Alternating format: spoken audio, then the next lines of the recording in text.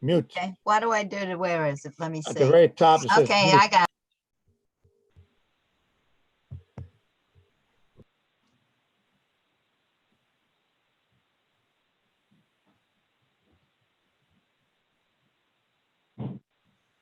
Okay. Good evening, members of the community, and welcome to our mandatory required budget hearing that we must do annually. Today is June 1st, and we are going to begin this presentation now at approximately 6 o'clock. We'd like to start off with the presentation, and prior to that, we just want to take this opportunity to share with you that I hope you have received your newsletter. We call the company that we're working with to create our absentee ballots, and they confirmed just a little while ago that they were sent to the United States Postal Service, and they are being delivered as we speak. So maybe as of tomorrow or within the next 48 hours, Wappinger Central School District Learning Community, the entire Wappinger Central School District, will be receiving their ballot. Moving forward, we'd like to recognize our seniors, especially this year, the class of 2020. The Board of Education and the administration has been extremely supportive with our high schools, our families, to ensure that we can provide as much as we can for our seniors during these very trying times. And during these very trying times, we developed a budget that was presented to the Board of Education that was relevant, resourceful, and responsible.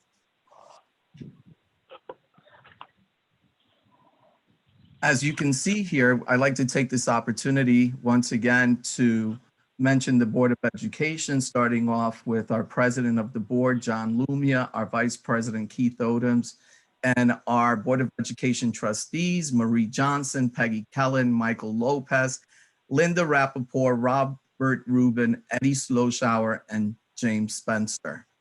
And of course, without my team, there's no I in team, as we've heard this saying before. So I'd like to recognize, first and foremost, my co-presenter and the person that I've worked closely with for the last few months, Kristen Crandall, our Assistant Superintendent for Finance and Business Development, and holding down many of the fort as we work throughout the budget, our Deputy Superintendent, Dr. Dwight Bonk, and our Assistant Superintendents, Mr. Darren Lokema, Dr. Michelle Cardwell, Mr. Richard Zip, and I see that our director is not mentioned here, but he is our Director of Facilities and Operations, Mr. Ron Bross, he was here before, and our District Clerk and Secretary to the Superintendent, which is really balancing, a great balancing act, Ms. Alberta Pedro. This year, we'd like to present two propositions. The first proposition is the 2020-2021 budget, and proposition 2 is the bus purchase. The important financial terminology that is utilized during the budget process and really helps to guide what we do as a district in order to build this budget is listed on this slide. So, of course, we have the budget, which is our spending plan. We have the tax levy, which is what is calculated and actually capped at the tax levy calculation. We also have the tax levy increase, which is the amount from one year to the next that the tax levy increases. We have the state aid, which is the amount received from New York State. And at this point in time, we're still kind of in limbo as to what number that may be. So it could fluctuate throughout the 2020 to 21 school year. We have other revenue that is recorded by the district. We have assigned fund balance, which really played a big part in this budget process in enabling the district to reduce that tax levy to provide some relief to our taxpayers. But we'll have more conversation about that in the future slides. And also this year, New York State required transparency reporting, which played a really big part in how this budget document looked, as well as how the budget was compiled it was hard to do analysis from one year to the next, and the Board of Education worked really hand in hand with the administration as we tried to bridge that differential between account codes as a result of this transparency reporting.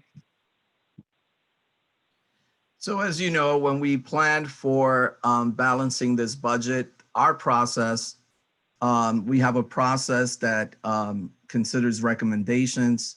We make sure that we are aligned to the Board of Education goals, to the administration goals, and to the New York State standards, as well as making sure that we're looking at data that tells the story and the evidence that we are looking in terms of what's working successfully and what is not working successfully. But when we do that, as I said before, we make sure that we always keep the minimum values in our forefront. The Board of Education goals, as mentioned, and the administrative and the superintendent's forum, a budget conversation which took a turn right shortly after we started having conversations regarding the superintendent's plan to create a budget for the Board of Education for the 2020-2021 school year. And of course, community input, and that's really important.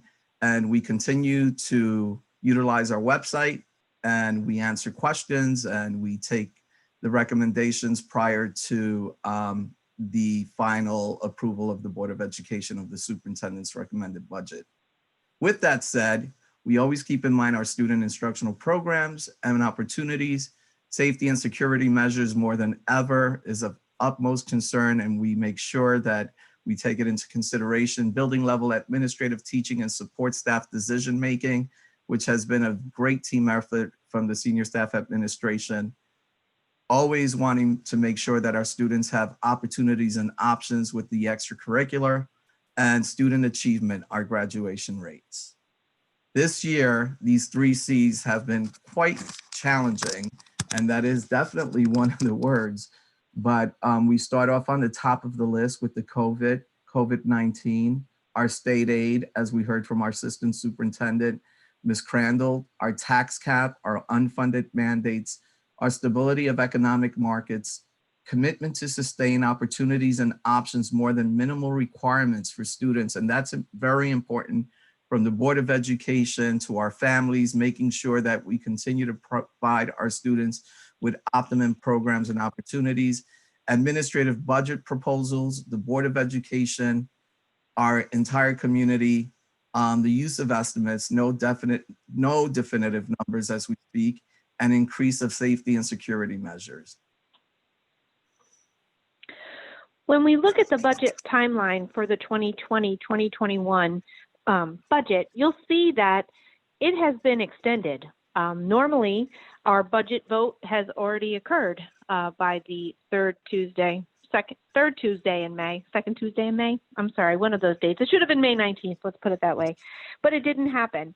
So we start this process as an administration with the Board of Education at the calendar approval, the budget calendar approval back in October. So now here we find ourselves on June 1st, looking for an absentee ballot vote that will be occurring on June 9th. We've had many conversations, as you can see. The board has provided the administration with many viewpoints, and the administration has went back several times to find more savings, to find different ways to reduce expenditures, to find ways in which to find some relief for our taxpayers as we move through this pandemic. And finally, we are at this evening's New York State mandated budget hearing. I think it is important to know that when we're balancing this budget and we think about our students first and foremost, and it is important to understand who we are as a community, as a district. We are the largest school district with approximately 10,700 students. It fluctuates, give or take. We are the only district in our county, as well as for the bigger part of the region, except for one school in Rockland County, where we have 2 large high schools and 1 alternative high school. We have 2 middle schools and 10 elementary schools, 8 schools, with a great configuration of grades K through 6 and 2 sister school, Vassar and Kinry, Vassar K2 and Kinry 3 to 6. This has to be also corrected here for 1 second, but moving forward, what does that mean for us? And of course, as our assistant superintendent mentioned, the transparency report, we've been required to report by subgroups and also by educational programs. And as you can see here, our breakdown of the 10,644 students, 1% American Indian, Alaska Native, Asian Pacific Islander 4%, Black, African American 7%, Caucasian, White 69%, Hispanic, Latino 18%, and multiracial 2%. And on the right side of this table, what you'll notice is the breakdown of the students and subgroups on the left side of the column that are broken down by the different types of programs. And in some instances, a student may fit more than one of these criteria. General education, 85% of our students fall under general education, which is slightly over 9,000 students. As far as our special education population, our students with disabilities, 15%, 1,566 students. Our English language learners, 189 students, 2%. And 29% of our students are economically disadvantaged, 3,113 students. And of some of those students, homeless students, we have 1% consisting of 115 students. And in foster care, 33 students, 1%, which is slightly under 1%, but when we get the numbers, that's what it looks like. As we move forward, the one thing is we continue to tell our story. When we look at the page that we talked about, our mission, who we are, our Board of Education goals and values, our administrative goals. And the theme for this year, and especially with the very difficult times, was to be extremely relevant, resourceful, and responsible. But you can actually go online and see all of our past budgets. And each year we have provided a theme for our budget. So it continues to tell the story from aligning ourselves to the Wappinger Central School District mission and core values, which was the first year of true implementation of the strategic plan, to last year balancing last year working together for our entire learning community, which just shows the build relationships, the sustainability of our Board of Education members, which is always great for a community, a long-standing tenure for the senior staff administration team. As we had stated earlier, this budget process has been extended as a result of the COVID-19 pandemic. And when the presentations began, the tax levy increase was higher than the 3.64 that it is currently at. As you can see in this slide, we're showing what we were waiting for. The district had been told that state aid was going to be affected. So the conservative steps that were being taken by the district kept that tax rate at 4.82%, waiting for any information on possible aid reductions from New York State. So that is part of the reason why the reduction to the tax levy was made at such a late date. Again, trying to be as conservative as possible, gathering as much information as possible, being as aware of the economic standing of our community. So as of the superintendent's recommended budget that was presented on May 21st and now is before being presented to you as the board adopted budget, we have a tax levy at 3.64%. Again, those 3 R's that the superintendent has mentioned, relevant, resourceful, and responsible, really do represent how we looked, reviewed, analyzed, very cautiously waited for information, and then made a final determination in order to be able to lower that tax levy increase to 3.64% to provide relief to our taxpayers. So all of these previous slides that we have spoken to is where we are now, which is the approved budget by the Board of Education at the total of $245,041,769, to which the tax levy is $175,328,236, which is a difference from the previous year. So you can see on the top row of $6,156,943, levy to levy, a 3.64 increase. And if we look at the right side, the budget, which we mentioned, the total of $245 million plus, is an increase of $10,090,781.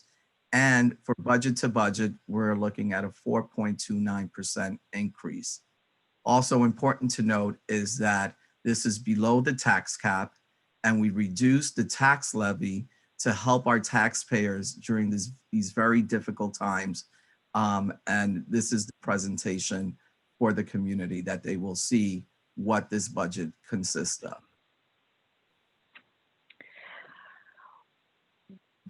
There is a graphic that we have used on multiple occasions of the stoplight.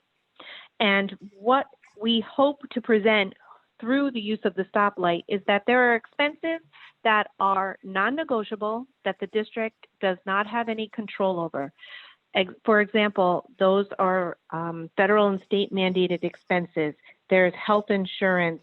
There's individual education plans for special education students. There's union contracts. The district doesn't have the opportunity to negotiate those types of expenses outside of contract periods or outside of renewal periods.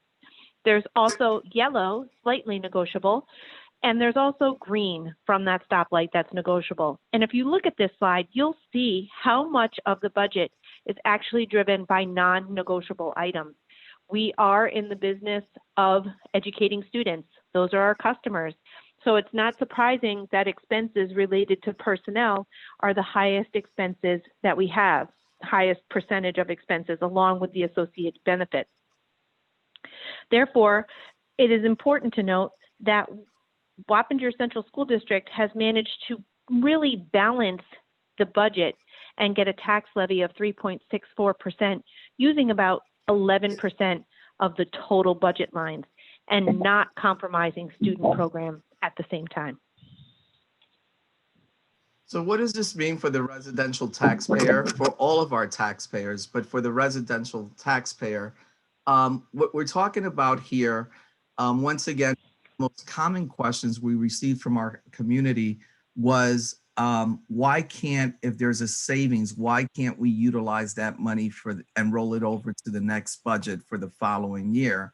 And there's a process that we're not allowed to, but the money will potentially impact the 2021-2022 school year, which we still don't have a definitive number to what that amount is. In addition to that, one of the things that we'd like to share is the impact of our tax levy increase and what it would mean to the value of a home. So as you can see, a home that is valued at $150,000, we are looking at $9 of an estimated school tax increase for the school year. For a house that's worth $250 million, an estimated cost of $149 per year. And for a house that's worth $450,000, we're looking at an estimated increased cost of $268 per year. If you were to divide that by 12, then you can make the calculations. I do want to make clear, as per our core values, we embrace diversity in all of its forms. And embracing diversity in all its forms, we do understand that $289 a school year may not have the same impact for one residence that it may have for another. So we still have to be sensitive to understand that, but we wanted to show and see so that when people look and think about voting during this process with the absentee ballot, They're looking and they're seeing something that's more concrete and something that they can identify with in terms of the impact based on the value of their home. Earlier in the presentation, we had mentioned that the use of fund balance was a key factor in the final stages of the 2020 to 2021 budget process. So fund balance, by its very definition, is the difference between revenues and expenses. And we have referred to it as a savings account. And you can't see me, but I'm using that in air quotes, because it's not technically a separate account, but it is the cumulative amount that the district has had where revenues exceed expenses. It is a tool that can be used to reduce the tax levy, but just like a savings account, when you use fund balance, it is not available the next time you need to use it unless you had a balance available. So that is where the Board of Education was very, very cautious, as was the administration, on how much fund balance, if any, to utilize in this school year. We're in such an economic state of upheaval, New York State not being able to provide us with information on what state aid will look like. Will there be state aid cuts throughout the school year? We were really, really cautious about utilizing fund balance, using up a portion of that savings account prior to future years where we may be in even more drastic situation. So again, that's why the district waited until such a late date, number one, to bring the Board of Education the budget for adoption, as well as deciding what value the tax levy increase would be. So if going to the next slide, if we would look, the district has the opportunity to move some fund balance to the capital project fund in case projects went over bid, and that was based on the status of the economy. That was not necessary. So now that fund balance can come back to the district. So if we were able to bring that back, we're adding money to our fund balance. If we were to find ourselves in a situation where the CARES Act money, which is the federal stimulus money that is flowing through the states to school districts, was to be taken back, we would still be okay with regard to fund balance because of that $3 million that we were able to put back into our coffers. Additionally, we would use $2 million to balance the budget, meaning lower the tax levy for our taxpayers, and we would still have an increase in our fund balance of approximately $745,000. But utilizing that $2 million did allow us to provide relief to the taxpayer through a lower tax levy amount. So as we said many times, this process has not been easy. And one of the things we wanted to make sure was that the reductions and cuts to balance this budget did not hurt our instructional program to the degree, or it didn't hurt our opportunities and options for our students, as well as course offerings. It's just really tightening up what we have now and taking into consideration some of the things that we can do in-house as a school district. Even to the smallest degree, I'd like to recognize the Board of Education to say that they removed their conference money from their account, not seeing the need, and really starting to be, as the Board of Education who govern the district, at the top, really seeing that modeling come to effect. True that they don't have the largest portion of the budget, but the component and what it represents is truly important to understand that reductions and cuts needed to be made in order to sustain what we provide our students. So some of these cuts stem from contracted services, home teaching management and coordination, which will go back to the Office of Curriculum and Instruction, reduction on contracted services, phone upgrades, curriculum contracts and conferences, reduction of 1 bus for interscholastic travel. We have survived with the buses that we have in the past, and we will be able to do so again. Elimination of field trip budget codes. That's important to understand. Not elimination of field trips. Our school building administrators have site-based opportunities to transfer monies if necessary to help to aid with a field trip. Reorganization of Student Services Department, which is a new restructuring for the Student Services Department, in particular for the special education program. Removal of lease purchase, which is a forklift and vehicle lift and transportation.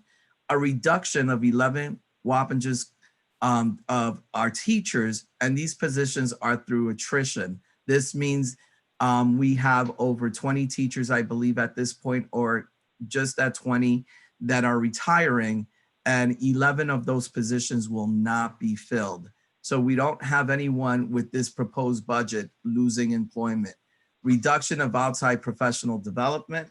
We have the most talented teachers, I believe, in our school district. And I think that it's important to recognize that. When we continue on to the next page, we're talking about 9 teaching assistant positions, some through attrition and some through vacancies. Sometimes some of our students require a temporary one-to-one teaching assistance that is not meant for a permanent solution. Technology, adjusting time of lease purchases, reduction of 1 custodial position through attrition once again. Supply reductions, our maker space and staff recruitment. Salary breakage for clerical and steps positions. I'd like to define that word breakage, which means that upon someone retiring and we replace that position, there's a difference in salary from one of our senior members leaving with a much higher salary. And that breakage, as we call it, is another savings to the district. Water and sewer assessments based on recent history of payments. And as we continue, as of May 14th, reduction of education assistant hours, further reduction or elimination in contract services, and further reduction of gasoline, diesel for summer school, because we took a very smart gamble and we will not be able to provide a in-house physical summer school for this year.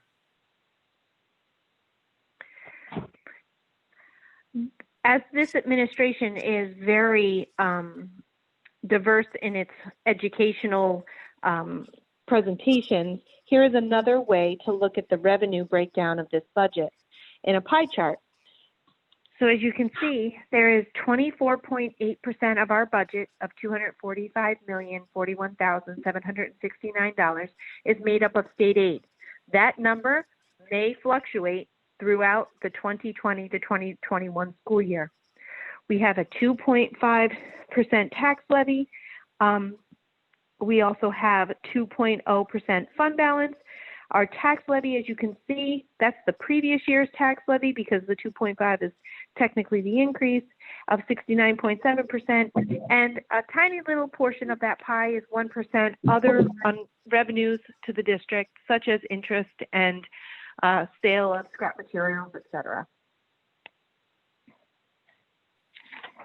So looking at revenues, which means how do we get $245 million coming into the district? The breakdown, the expense breakdown is now how do we spend the $245 million plus that's being proposed? They break down into these 6 categories, which is supplies at 1.4%, 6.9% in BOCES, 0.2% in textbooks, 30.3% in benefits, 3.5% in debt services, and 51.9% in salaries. What you see there between the 51.9% in salaries and 30.3% in benefits is what you will see if any school district were to create a pie chart and all school districts around that number of 80% of a school district budget is really based on on personnel, salaries, and benefits. I'd like to now introduce our Proposition 2, which is our bus purchase. And as you can see here, this is one of our school buses parked right outside of John Jay Senior High School, which I took the liberty, because it is our picture, to pretty much decorate to say safety first on top. And as you can see, the name of our school district is printed on much larger so that we can show that we're talking about our bus proposition, and all of our 15 schools with all of our students that mean the world to us are listed here, and they mean the world to us, and that's why we want to keep them safe and continue our long-term plan to replace buses. With that said, Proposition 2, our bus purchase that we're requesting is $2,271,522, ensuring that our students' needs are met with regard to transportation in the following manners: safety and fleet age, fiscal diligence, enrollment, and student need aligned to fiscal mandates and requirements. Each year, we see more mandates, we see more requirements. We are required to provide transportation in so many varied ways that we were not responsible to do in even just short previous years. We are looking for 71 passenger buses, 20 passenger vans, 28 to 30 passenger vans, meaning hold students. And for 71 passenger buses, we're requesting 15 vehicles. For 20 passenger vans, 4 vehicles, and for slightly larger vans, 4 vehicles, and transportation service truck, 1 vehicle at the cost of $90,000. That is the $2 million plus Proposition 2 bus purchase.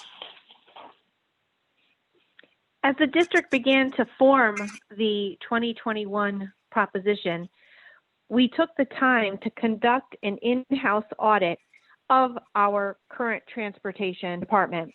And we decided that this could be done in-house and we didn't need to use an outside contractor. And we did the analysis looking at our vehicle fleet, also all the factors that you see there associated with it. At the compounds that we currently have, we have 3 compounds. We also looked at our garages and made sure that our Department of Transportation work was being met, because that is very key to keeping all of our vehicles on the road. So this long-term replacement plan actually began in the 2019-2020 presentations. As the superintendent had shared at that point in time, we were looking to get the 700 series, which is a number series for us, off the road and out of our fleet. And actually, it was started last year, and we were able to, if this proposition is supported by the community, we will be able to remove the rest of those 700 vehicles from our fleet in the coming year. On the right-hand side of the screen, you will see the proposition amounts from year to year. It is important that we continue to keep the propositions as flat and level as possible. It's because, number one, we want to make sure that we're meeting the needs of that vehicle replacement plan. And number two, we'll discuss in the next slide or two how this impacts the tax cap.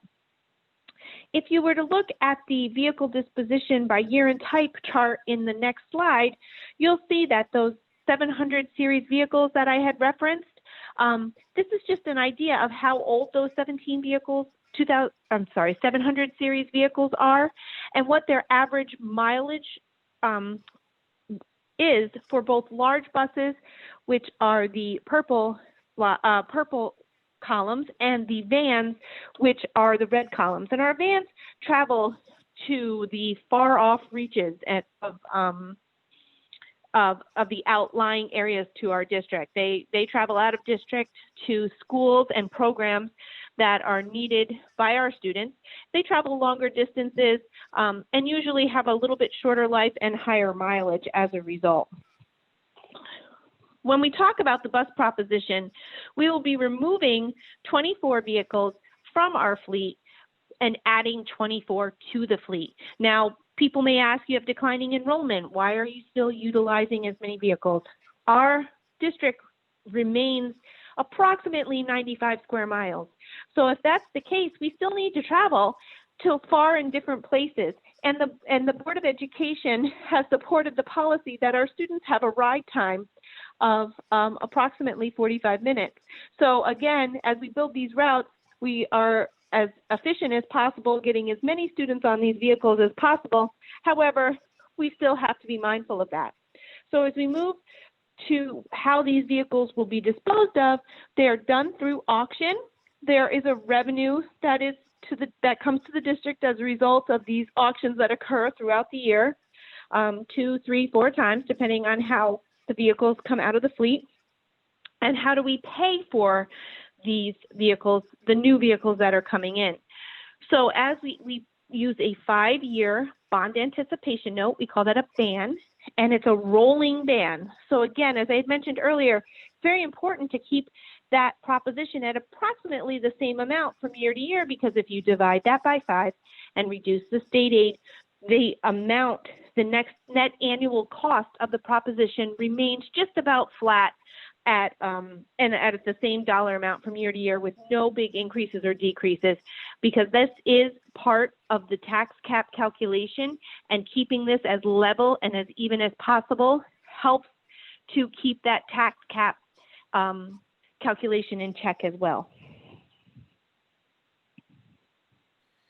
And that concludes our 2 propositions for our community to vote for.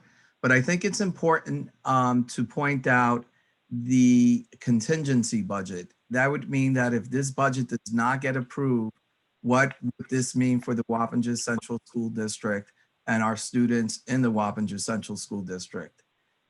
It would mean that we would have to remove all expenses that are not ordinary contingent to equipment, the 2021 tax levy, which we saw at in one of the slides that speaks to $169,171,293 would be the amount that we would utilize. The contingent budget amount would be $237,725,485. This would be a 1.18% increase from the 2019 to the 2019-20 school year to the 2020-21 school year. What does this 1.18 increase means? It means that we would have to reduce close to $7.4 million $7,316,284 from this proposed budget. The following list would, when working on this slide presentation, I thought it would be, how do I show the community what does a contingency budget look like? What would this look like? In prior presentations to the Board of Education, we have had several pages to break down the contingency budget by category. Really looking at it and trying to put it into one picture, one page, so that our community can see. We broke it down into student programs and the cost, the estimated cost, the personnel, salaries and benefits of positions that we would have to cut, more reductions and more cuts, and also contractual and other resources that we would have to say goodbye to. This is not that exact amount that you saw on the previous page. This would definitely have to be tightened up to reflect that amount of the amount of 7.3 plus $7 million plus. However, this will provide you with a real true snapshot of what we're looking at. And I'd like to take this opportunity, when you see teaching positions at 32, the successes that we've had with our students and our community really also is attributed to the real low turnover of our Board of Education that has sustain and support programs. And the majority of, I believe, of our board still is in existence when we decided to go for a K-6 configuration.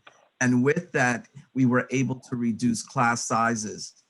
Not being to, if we had to go to a contingency budget, we would have to go to the old paradigm of how our schools were structured and put our classrooms up to capacity, which would be saying goodbye to 19 elementary classroom teachers. We would have to eliminate many of the wonderful electives and course offerings we have for students at the secondary level. There are many items that impact the day-to-day 100% of our students. We're looking at administrative positions, inclusive of salaries and benefits. Just the list goes on, and we don't have to go through each item, but it's there, it's on one page so that our community can see the impact. Then the question really to ask is, how will Wappingers run during this contingency budget?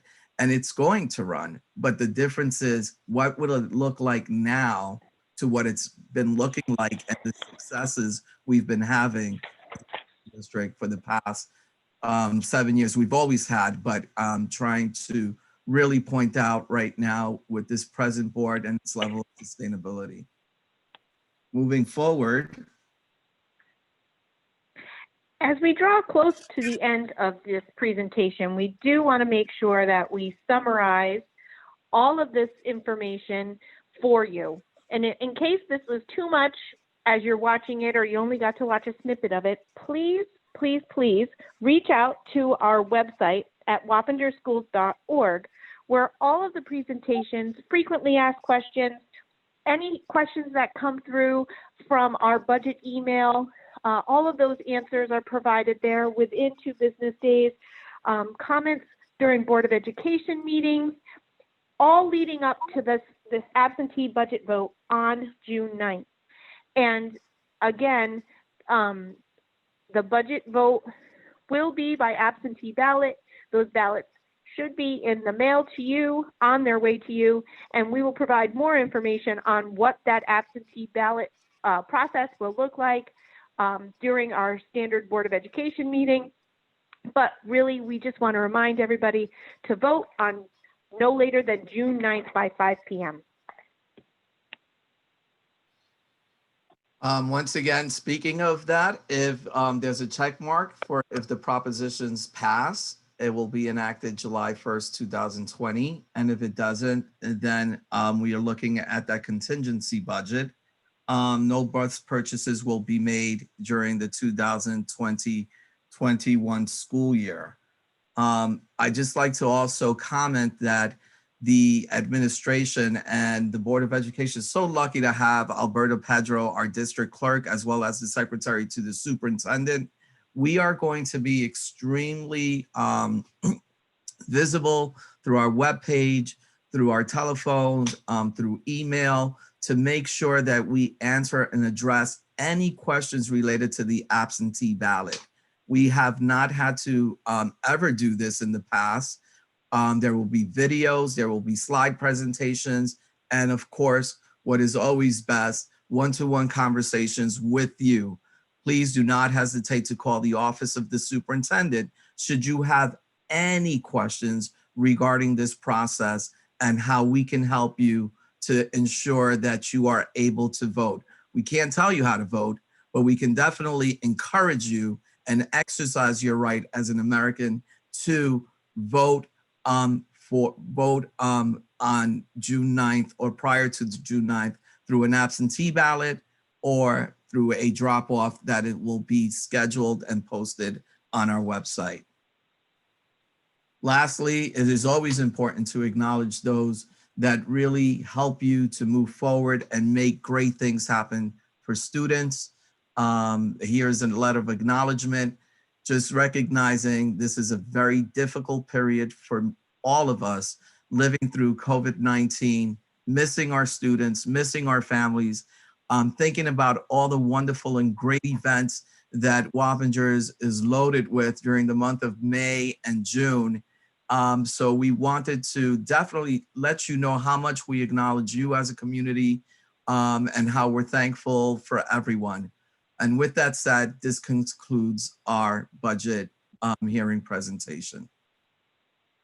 Ms. Pedro?